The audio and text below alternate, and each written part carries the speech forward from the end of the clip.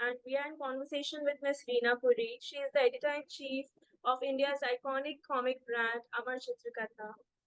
And Reena ji, it's a pleasure having you with us. Lovely being with you here. So Great. we are talking because Panchatantra is one of the texts that has recently been added to UNESCO's Memory of the World Asia Pacific Regional Register. So we want to know from you, since you've been publishing Panchatantra stories since a lot of years now, what does this mean for India? I think it's a great thing that we've been recognized. Uh, Panchatantra has been in existence for hundreds and hundreds of years, before the start of, in BCE as such. So but it was not recognized by the West, by other countries for a long time. So if we are getting this recognition now, I think it's much deserved because it's been one of the greatest contributors to folk tales and fables all over the world. And it's been Right. the sort of a foundation for the folk tales and fables that exist all over the world. Right. So, do you believe in the fact that children's literature had been dwindling in the past decade or so?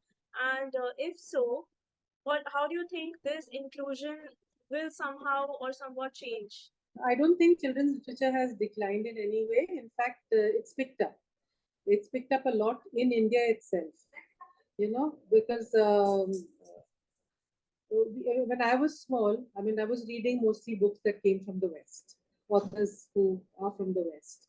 But now I see the books on our shelves, on our bookshelves here. It's full of Indian authors. So a lot of Indian children's literature is being written, is being read, and is very popular. So I wouldn't say at all that it's in the decline, but of course this gives it a boost. This gives our ancient texts a boost. Because even though we say that it started with Vishnu Sharma, the person who's supposed to have told Panchatantra stories to the three princes, but the stories that he told were from an even older era. They're from one of the Upanishads, which are really very, very old, one of the earliest Upanishads, the animal-based stories. So it's a good thing that we're getting the recognition even in our own country. Right. So recently, a collection of translated stories from Panchatantra, they were on exhibition at the Louvre. So, yet we do not see a universal and international recognition of Panchatantra stories. So, do you think now it's the time to, send out translations and translations will pick up internationally as well? Most definitely, most definitely. In fact, when Panchatantra was first told in India, that was in BCE, 300 years before Christ.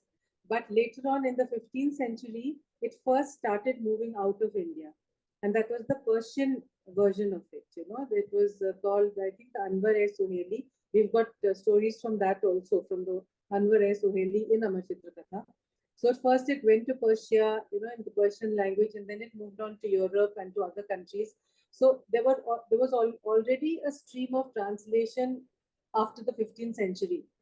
But as from Amar Chitra Katha itself, we've translated it into multiple languages all over from all over the world, and we have sent it out. And yes, it's a good time to redo the whole thing and relook at the whole thing and send it out once again. Right. So currently, are there any translations of Panchatantra that are very popular?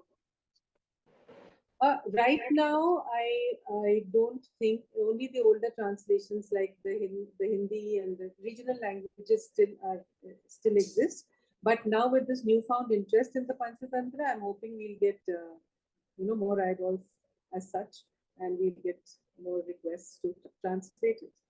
So I read somewhere that by the 21st century there were 200 adaptations, and as you also rightly said, in more than 50 languages. But do you think somewhere such ancient Indian stories get lost in translation, or do you think more value is added to it as they travel across borders? I think more value is added to it. You know why? Because when it goes out of India into a different country, they will bring in their essence. They'll bring in their values. They will bring in what they believe in, their cuisine, their kind of animals. So they will just add to it. A story, the original story never dies. For example, even with the Ramayana, the original Valmiki Ramayana has been adapted by so many others, so many other writers in different languages, and they've only added to the beauty of it. So be it languages like Odissi or Tamil, and also the tribal languages in which it's been, the stories have come out about the Ramayana. So going out into another country, into another culture, always adds to a story, and I'm sure the Panchatantra has only gained by moving out of India. Right. Ma'am, having said that, are you also publishing Panchatantra stories in other regional Indian languages? Yes, depending on the demand, we definitely are. Okay. So what regional language is greatly in demand as of now? I think Panchatantra is popular in Bengal, it's popular in Assam, it's popular in Tamil Nadu, it's popular in Kerala, in Hindi, of course, Maharashtra. So, in all these languages, it is being published and it is being sold. All right, ma'am. So, it's a collection of stories that's been popular since decades. And but as publishers, do you think the stories, the writing styles have evolved with different authors and with as years have passed by?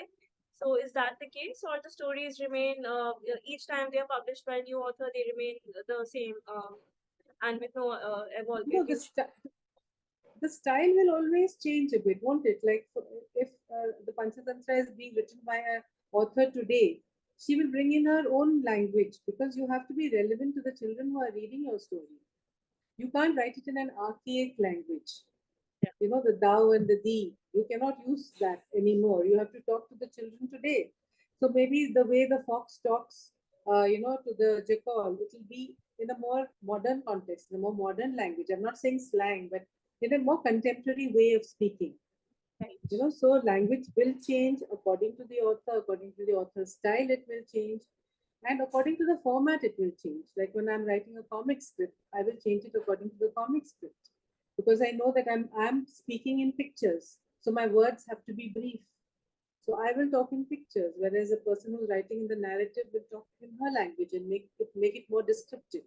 So, obviously, the language has changed, but do you think today's generation is resonating with the stories, is connecting with the stories as our generations did? Yes, I think they are because see, these are animal stories, mostly animal stories. The children love animals. It doesn't depend on what generation they belong to. You put a little puppy and kitten story in front of a child, and you put a man and woman story, she will definitely go towards the puppy and the kitten. So animal stories reach out to children, and they reach out to children through generations, and they're still reaching out. So I know there are many parents who go in for these stories because they are fables, essentially animal character stories, they're fables, and they reach out to them because it connects with children very deeply, and so they Right. react to it and they respond to it positively. Is there any particular fable that you can recall that has been very popular with today's set of kids? I think Panchatantra, once you start reading it, you cannot stop. It's just one after the other after the other, and the way the person who is said to have originally written the story, Vishnu Sharma, who told the story to these three princes, he was teaching them statecraft. They were not particularly very intelligent princes, so he decided that he would teach them through stories. So each story leads to another. It's like one story inside another, and it just wraps into each other. So a child will get, or I will get, or you will get just caught up in the flow, and you'll be reading it one after the other because you want to know what happens next. Right. And my favorites are always there's one series which is called How Friends Are Made, Mitra Bheda, and like how friends are. It's about friends, about how you have to be kind and compassionate to be able to reach out to people and to make friends, and how you, even the weakest person, if working in a group, can be strong enough to fight the greatest giant in front of you. Like, for example, the story of the pigeons who were caught in a net, and the king of the pigeon says, "Let us all together fly, and we'll take the net with us." And so they all together make the effort, and they take the net and they fly, and then they go to their rat friends, and the rats nibble at the net and get them free. But the whole thing about how even the weakest, if together, we are together and we are strong. Individually we can be weak, but together we are strong. So those kind of stories really appeal to me a lot. Right, right. It's a beautiful message. But today we have multiple forms of entertainment for children. There are mobile phones, there are apps for children, and of course, there's a lot of content out there on the internet. So, how has the business of I'm talking about specifically Panchatantra stories, the publication, the demand, has it been stable throughout over the last 2 3 decades? If we talk about, or do you see a change in that? We have just moved on to those platforms, Ria. Like we print, we go digital, we've got our apps, we've got our website, we've got the YouTube channel, we've got multiple areas in which we are animating also now. So when you have to move with the times, then you have to tell the story in the way children want to hear it. For example, long, long back, people drew on the caves. There were cave paintings to tell stories. Now, I can't tell my stories in today's world by going to a cave and drawing pictures. I will Yeah. have to go into the digital format. So the story is eternal. The formats will change, and we have to accept that change and move with it. So our Right. print is doing extremely well, and our digital platform is doing extremely well.